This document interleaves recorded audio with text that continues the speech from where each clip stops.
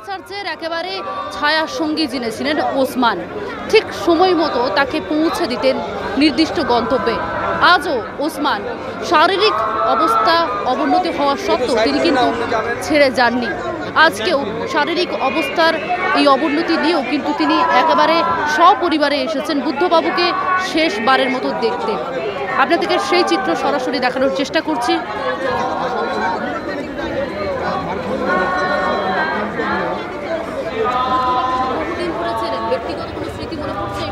ব্যক্তিগত মনে পড়ছে যেটা যখন আমি ক্লাস 10-এ পরীক্ষা দিতে গিয়েছিলাম, প্রায় আমার সাথে পরীক্ষা দিতে গিয়ে 50 জন ছিল।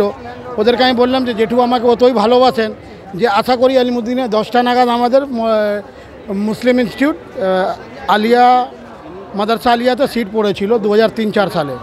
তখন ওরা বললো যে না, উনি চিফ মিনিস্টার কী করে দেখা করতে পারেন। আমার বিশ্বাস আছে এরকম জেঠু আমাকে ভালো। গেলাম তো নর্মালভাবে আলিমুদ্দিনে নেবে যখন ওনার 5 হয়ে আশীর্বাদ নিলাম, তো বন্ধুরা অবাক হয়ে গেল কি ইনি সিএম, বোঝা যাচ্ছে না নর্মাল মানুষ। তো ওনার যত যা বলার কত বলবো সব কম পড়বে সময়। ঠিক আছে, ওনার ভালোবাসা টানে বাবাকে নিয়ে এসছি, উনি থাকতে পারছিলেন না আরামসে। ঠিক আছে ঠিক আছে।